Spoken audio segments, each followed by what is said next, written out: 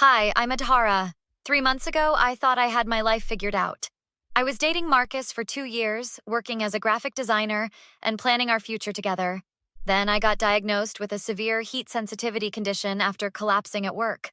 The doctors said my body couldn't regulate temperature properly anymore, and extreme heat could literally kill me. You're overreacting, Adhara, Marcus said when I tried explaining how serious it was. My mom had worse health problems and she pushed through. Marcus, the doctor said this is life-threatening. I need to be careful. Yeah, but you're young. You'll be fine. Did you even listen to what the doctor said? About the risks? I was there, wasn't I? Physically, yes, but mentally, here we go again. You're always so dramatic. That should have been my first warning sign, but I was too in love to see it. His mother, Diana, was a different story. She never liked me from day one. So Marcus tells me you're sick now, she said during Sunday dinner, her voice dripping with disdain. I have a medical condition, yes. It's being managed. Managed, she laughed. In my day, we didn't coddle ourselves over every little thing. Mrs. Henderson, it's not about coddling. My body can't. Save it. I think you're just trying to get attention from my son. Marcus sat there, silent, pushing food around his plate. Marcus? I looked at him, waiting for him to defend me. Mom has a point, babe. You have been pretty dramatic lately. Dramatic? I collapsed at work. I was hospitalized. See? Always exaggerating everything, Diana said with a satisfied smile. I left that dinner early, tears streaming down my face. 2 weeks later, I had surgery to implant a device to help regulate my temperature. The procedure went well, but I needed to stay in the hospital for monitoring. The AC in my room had to stay at exactly 68 degrees. Doctor's orders. My best friend Maya visited the day after surgery. How are you feeling? She asked, squeezing my hand. Tired, but okay. The worst part is being stuck here for a week. Is Marcus coming by? He texted saying he'd try. His mom's been demanding his time. Maya's face darkened. That woman is toxic, Adhara. I've been saying this for months. I know, but nothing. She treats you like dirt and he lets her. Before I could respond, the door opened. Nurse Sarah poked her head in. Everything okay in here? Temperature feels good? Perfect, thank you. Great. Just remember, the AC controls are locked. Only medical staff can adjust them. Doctor's orders. She smiled and left. That afternoon, I dozed off from the pain medication. When I woke up, I felt like I was suffocating. The room was an oven. Sarah! I called out, panicking. Sarah! She rushed in, her eyes widening. Oh my God, your face is completely flushed. What's... She looked at the AC unit. The cover's been removed. Someone manually shut this off. What? How? I don't know, but this is dangerous. Let me get Dr. Chen. She rushed to turn it back on while I struggled to breathe. Dr. Chen arrived minutes later, checking my vitals. Adhara, your temperature spiked to dangerous levels. Another 10 minutes and you could have had serious complications. Who was in your room? I was asleep. I don't know. Sarah pulled out her tablet. I can check the entry log. Let's see. You had one visitor during your rest period. Diana Henderson. Signed in at 2:15, signed out at 2:23. My blood went cold. Marcus's mother was here? You didn't know? Dr. Chen asked. No. I had no idea she was coming. Sarah's jaw clenched. The AC was fine when I checked at 2:10. This happened during her visit. That can't be coincidence, Dr. Chen said grimly. I'm documenting this. This was deliberate endangerment. Maya arrived an hour later, fury in her eyes. She did what? Maya's voice echoed through the hallway. Keep it down, I whispered. We don't have proof yet. Are you kidding me? She was the only one in here. And suddenly the AC that's keeping you alive gets shut off?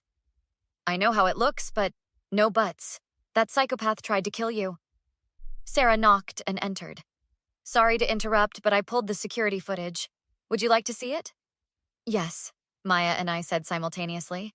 Sarah set up her tablet. Watch this. The video showed Diana entering my room, looking around carefully. She approached the AC unit, removed the safety cover with something from her purse. It looked like a screwdriver, and manually switched it off. Then she stared at me sleeping for a moment before leaving. "That's attempted murder," Maya said flatly. "At minimum, it's assault and endangerment," Sarah agreed.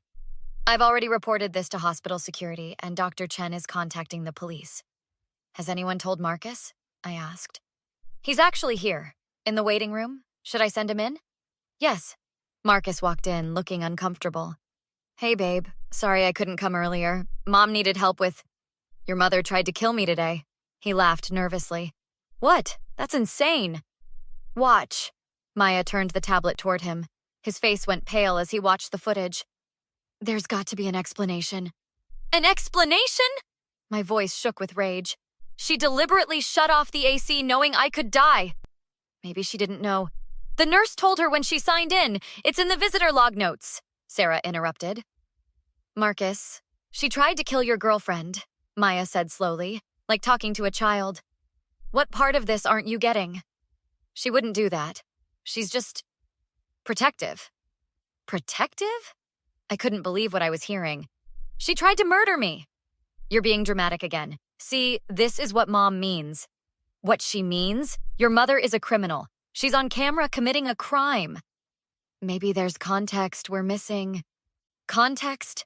Maya stepped between us. "The context is she wanted Adhara dead. That's not fair. My mom wouldn't what? She literally did it. We just watched her do it." "Maybe she was confused. She's getting older." "She brought a screwdriver, Marcus. That's premeditation. There has to be another explanation. Maybe someone else." "Who? She was the only visitor. Stop defending her." "She's my mother. What am I supposed to do? Believe your girlfriend when she says your mother tried to murder her." "Get out," I said quietly. "What?"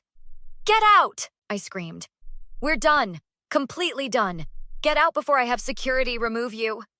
"Adhara, come on. Now!" He left, and I burst into tears. Maya held me while Sarah stepped out to give us privacy. "He chose her," I sobbed. "After everything, he chose his monster of a mother." "Then he's not worth your tears. But she's going to pay for this. I promise you that." An hour later, Detective Rodriguez arrived with a uniformed officer. "Miss Adhara? I'm Detective Rodriguez. I understand you want to press charges against Diana Henderson?"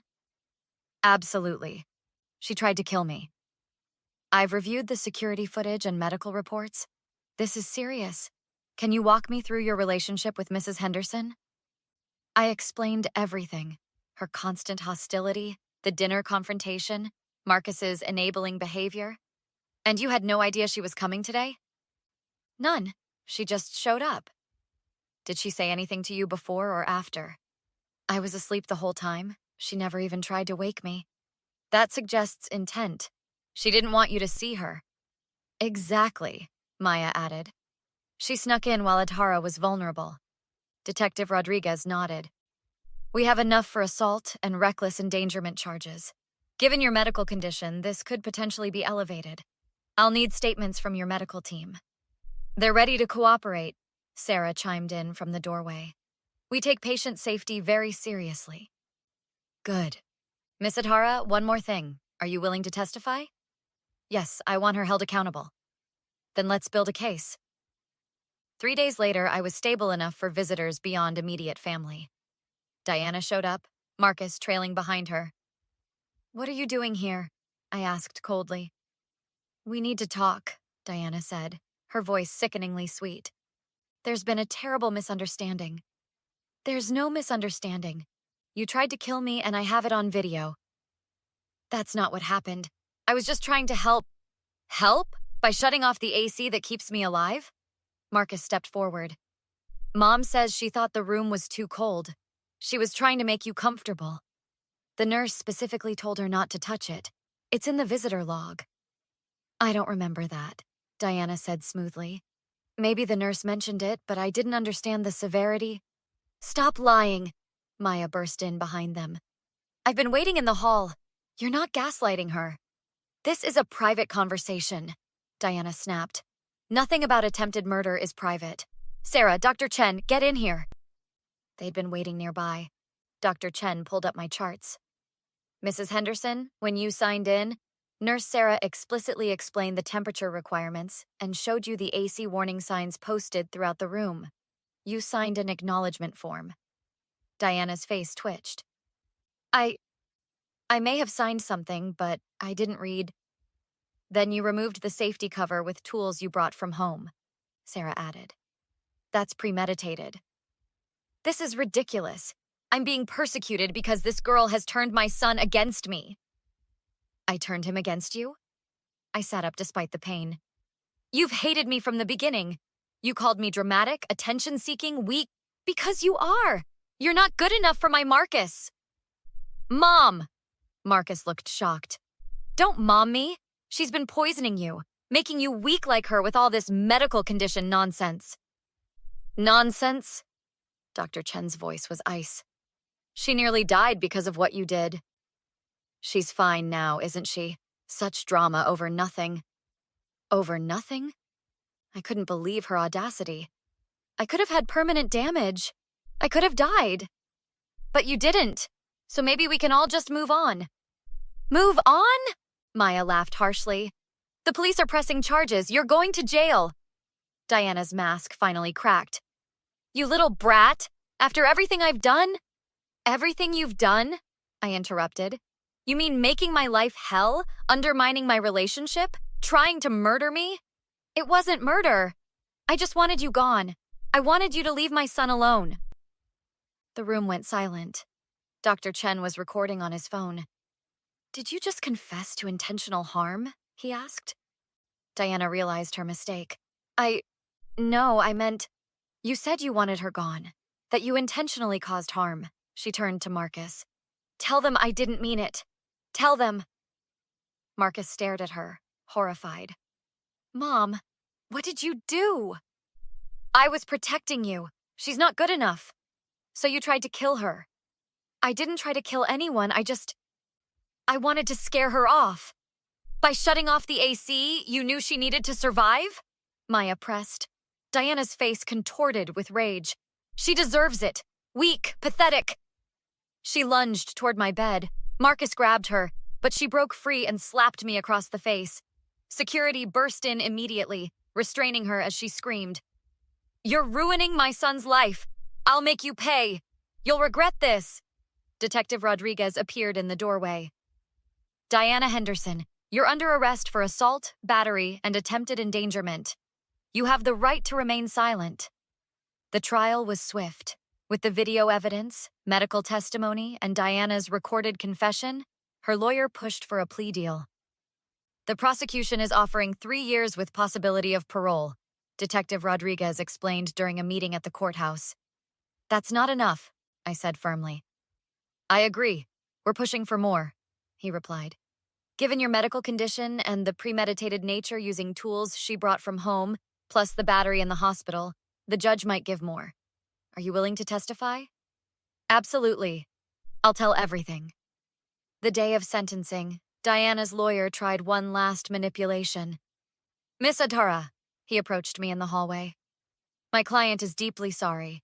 She's willing to apologize publicly if you'll consider asking for leniency. No. She's a mother who made a mistake. She tried to murder me. There's no leniency for that. Think about Marcus. This will destroy him. Marcus chose her over me when she nearly killed me.